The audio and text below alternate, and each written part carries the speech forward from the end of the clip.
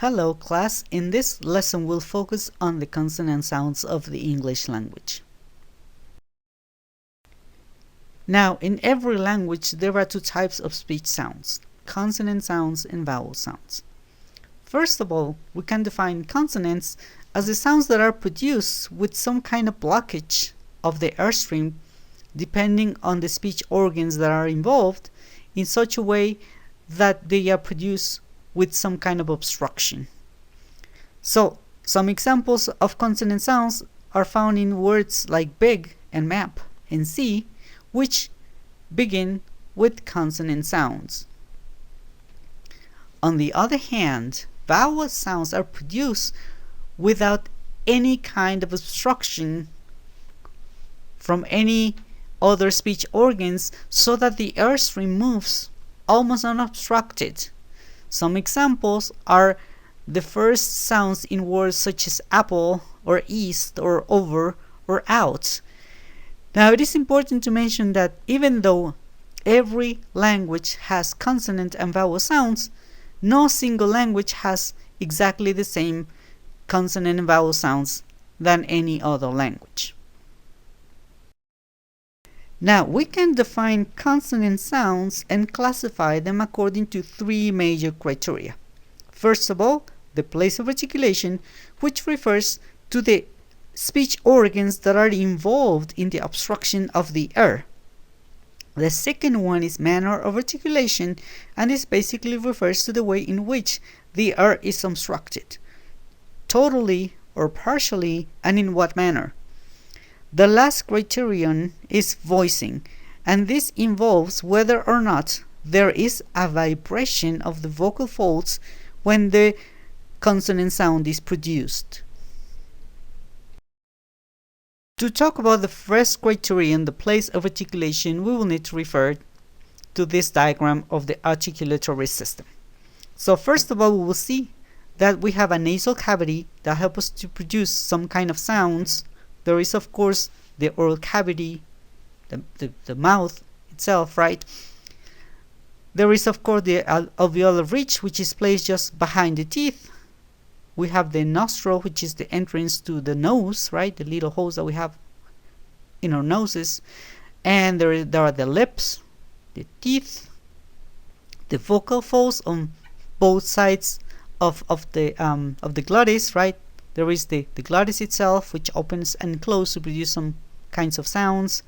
There is, of course, the larynx, which is like this tubular structure that helps us to bring the air from the lungs into the mouth to produce sounds. There's the epiglottis, the pharynx, of course, the uvula, the soft palate or velum, the hard palate, or that is just before the soft palate.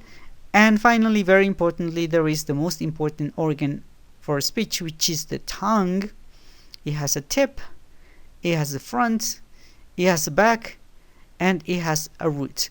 So when going to describe consonant sounds, we need to refer to these different places of articulation. That means the organs that are involved in the production of these sounds.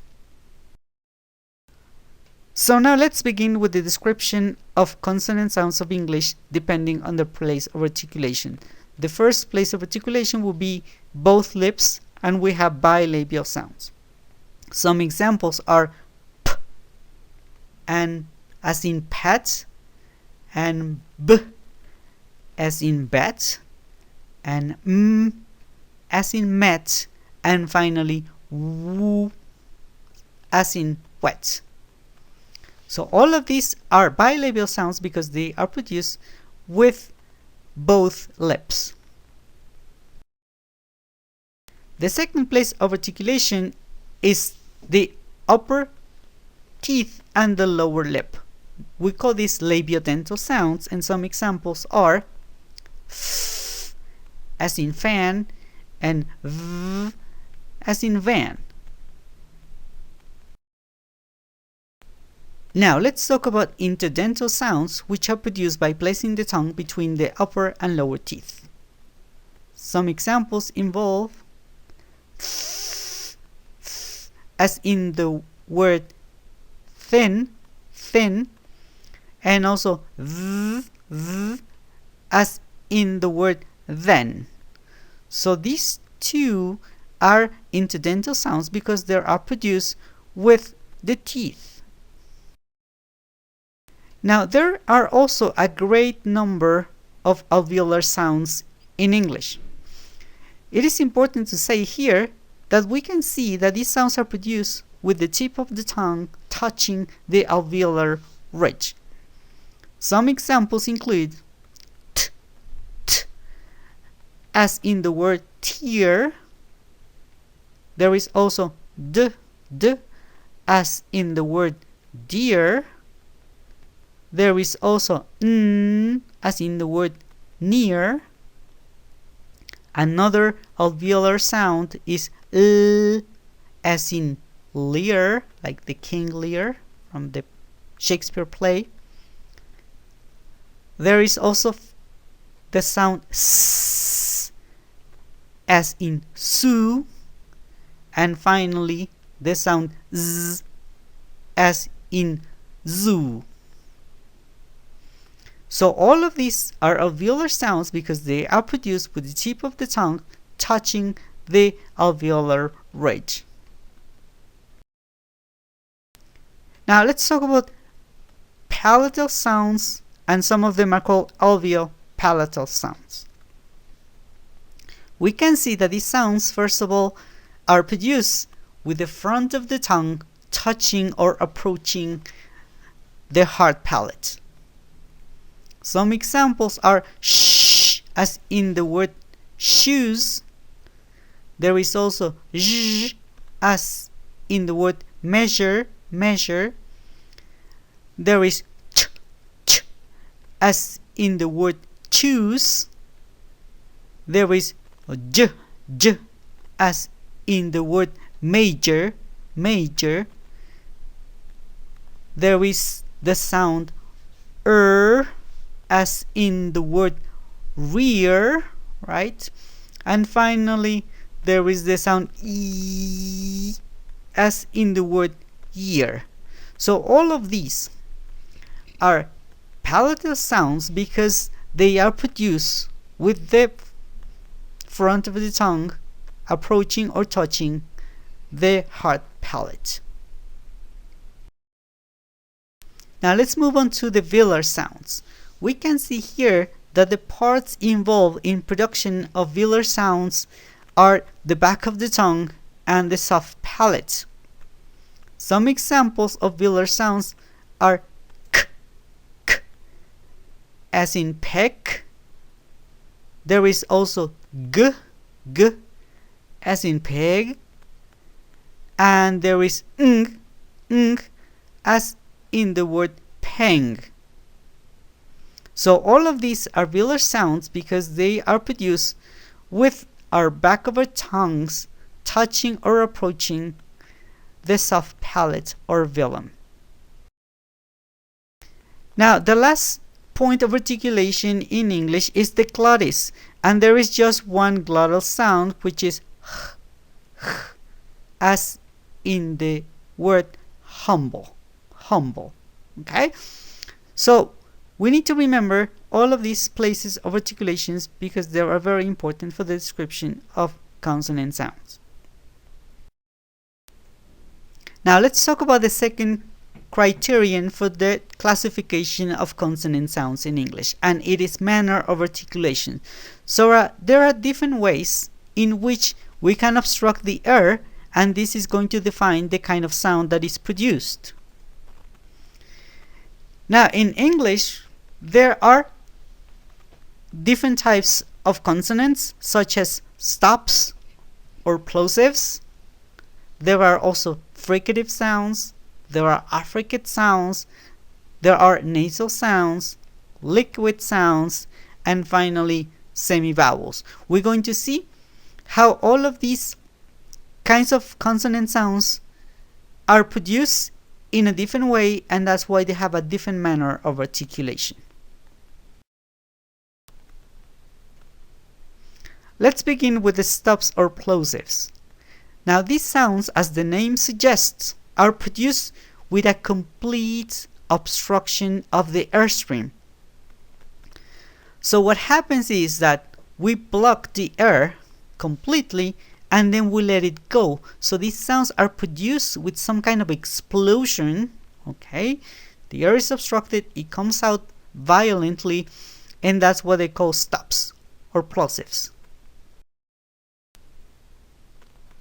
So the examples of plosive or stop sounds in English are p, p. We can see that we block the air with our lips and then we let it escape and it produces an explosion. P, p. And another plosive sound is of course b, b, b. It is exactly the same thing, right? But there's an additional vibration of the vocal cords. But we obstruct the air with our lips, then we let it go to produce b. There is also the sound t, t, t. We can see that the air is completely obstructed, you know, in our alveolar ridge and our tip of the tongue, and so it causes an explosion. T. Obviously, there is also d, d, which is exactly the same sound, but with the additional vibration of our vocal cords. Now, finally, we have also the sound k, k, k, which is produced again with the obstruction of the back of the tongue and our soft palate, right? Which produces this explosion. K, k, k. And of course, there is also the voiced sound g, g, g, which is exactly the same sound as k, but with an additional vibration of our vocal cords. So all of these are stop sounds because they are produced with the obstruction of the air and then the air is released, creating an explosion, which is the characteristic, the defining characteristic of these kind of sounds. Now let's talk about fricative sounds. As the name suggests, these sounds are produced with only a partial obstruction of the airstream, which causes, of course, this continuous flow of the air through a really small opening, which creates a friction. And this friction is the defining characteristic of fricative sounds.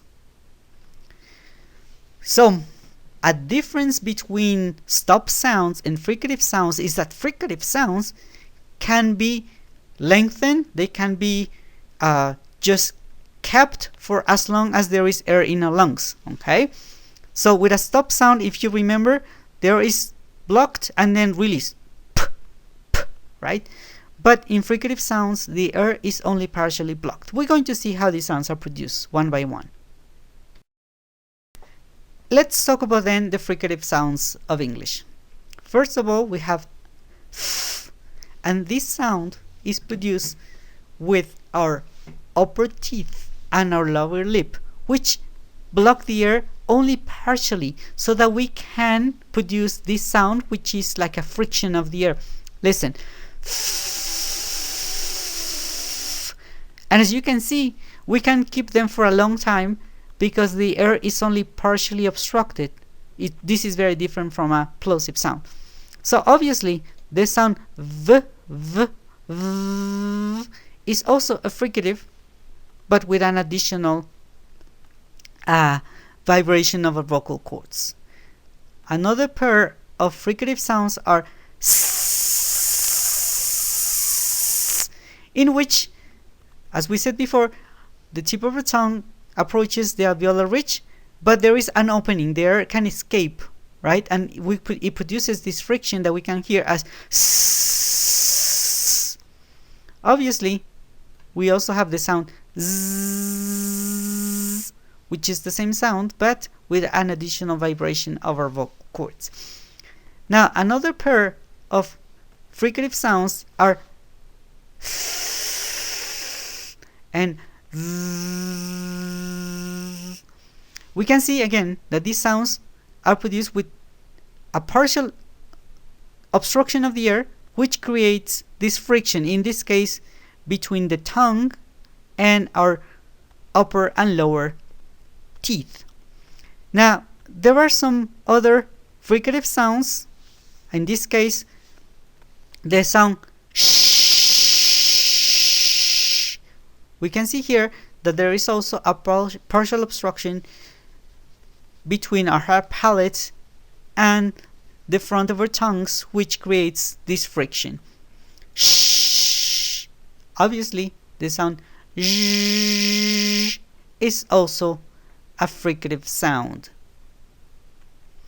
Finally, the last fricative sound that we have in English, and this can be a little controversial, but the truth is that there is a partial obstruction of the air at the level of our glottis to produce the sound.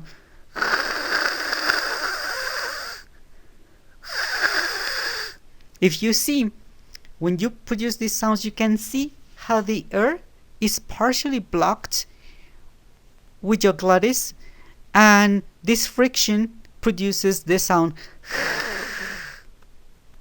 So all of these are the fricative sounds of English. We can see that there is a great number of fricative sounds. Now, another kind of sounds that are very special in English are called affricates. Now, these sounds are complex because they start as stops, but they end as fricatives. So, this combination of stop and fricative is known in English as an affricate phoneme.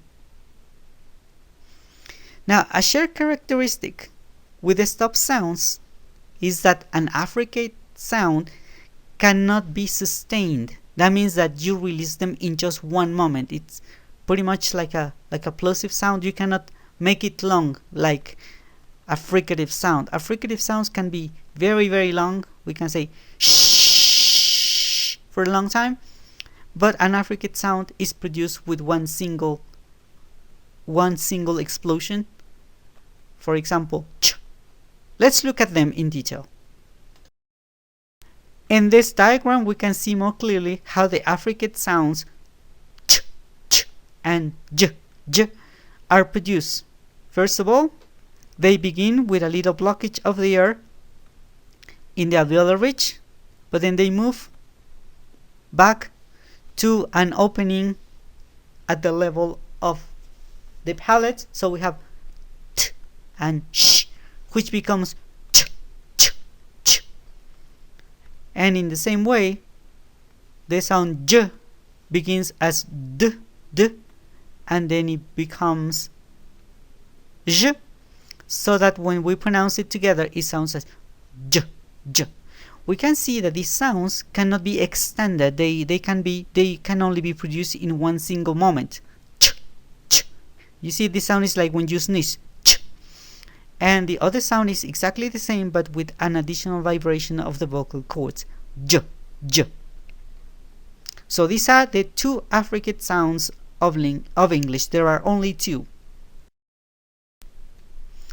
Now let's talk about the nasal sounds. Of course, as the name suggests, in this kind of sounds, the air does not go through the mouth, but through the nose. And that's why these are called nasal sounds.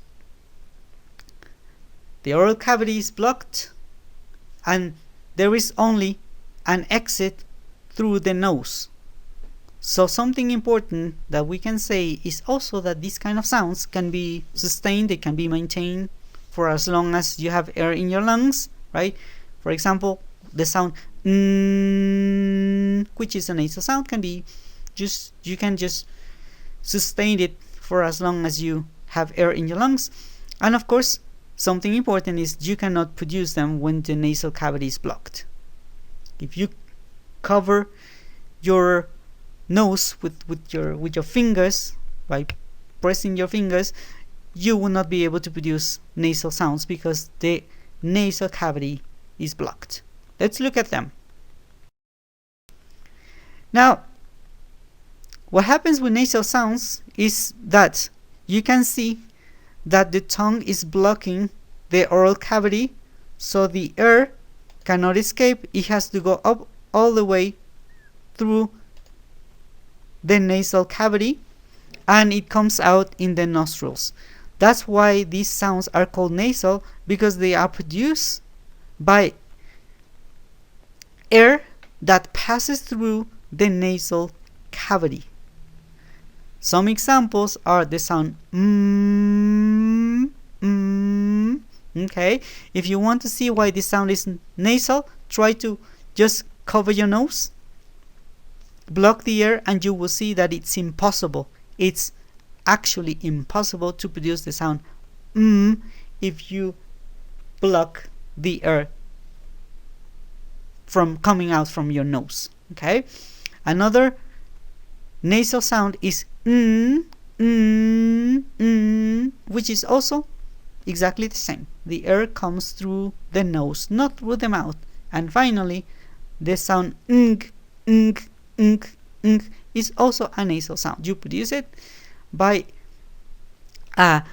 leading or taking your air out of your nose. Okay, that's why they're called nasal sounds. Now, there are other kind of sounds that are very particular that are called liquids. Okay, we have two kinds of liquid sounds. We have the lateral and the retroflex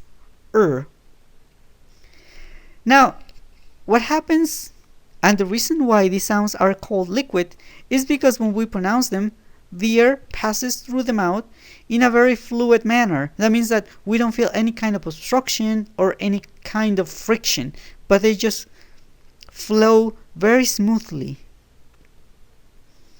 Now, what happens in the sound is that the tip of our tongue touches the alveolar ridge, and then the air passes through the mouth over the sides of a tongue. That's why it is called lateral, because the air comes out through the sides of our tongue. On the other hand, what happens with is that we are going to curl our tongue back, approaching or touching the hard palate, and that's the reason why these sounds are called retroflex, because we produce this sound by curling our tongue to the back, retroflex. So these two sounds are called liquids, but is lateral and is retroflex. We're going to see here with this diagram the production of the lateral We can see the tip of the tongue is touching the alveolar ridge, and the air goes through the sides, through both sides of the tongue. That's why it's called lateral. This diagram, in contrast, shows the production of the retroflex We can see that the tip of the tongue is approaching or touching the hard palate, which makes it curve back, and this kind of flexion of the tongue is what produces this kind of sound. That's why the sound is called a retroflex. The last kind of consonant sounds in English are called semivowels or glides. And they are called semivowels because they are very similar to vowel sounds. They are produced with a relatively wide opening in the mouth, and of course, this makes them sound pretty much like vowel sounds. An important characteristic of these sounds is that, like vowel sounds, they can be sustained for as long as there is air in the lungs. Now, there are two semivowels in English. The first one is w, which is produced with a rounding of the lips. It's very similar to the vowel u, but it's produced with the lips w. And the second semivowel is e, which is produced with a tongue approaching the hard palate and the lips spreading apart, and it's very similar to the vowel e. But of course, this one is stronger because the tongue approaches the hard palate. It's not like completely open like the vowel e. Okay, so these are the two semivowels in English, w and e, and they are of course very important kind of sounds that need to be pronounced correctly. Now, finally, the third criterion for the classification of consonant sounds in English is voicing. And in this regard, we can say that phonemes that are produced with a vibration of the vocal cords are called voiced sounds. And on the other hand, voiceless sounds are produced with no vibration of the vocal cords. That's what they're called voiceless. Now, it's very easy to know which sounds are voiced and which ones are voiceless, because we can say that all of the semivowels, all of the liquids, and all of the nasal phonemes are voiced. Okay? And of course, is also voiceless. Now, for the rest of the consonant phonemes, we have both a voiceless and a voiced version. So these sounds actually come in pairs. Now we can see in this little table the different pairs of voiceless and voiced sounds. We can see, for example, p as in put is voiceless, but b as in but is voiced. T as in tin is voiceless, and d as in dive is voiced. K as in cape is voiceless, and g as in gun is voiced. F as in foot is voiceless, but v as in vote is voiced. So all of these pairs of sounds have a voiceless and a voiced version. Now look at the examples and try to practice them. So this is everything that we have to say about the definition and the classification of the consonant sounds in English. Thanks a lot for your attention, and turn to your activity on Classroom.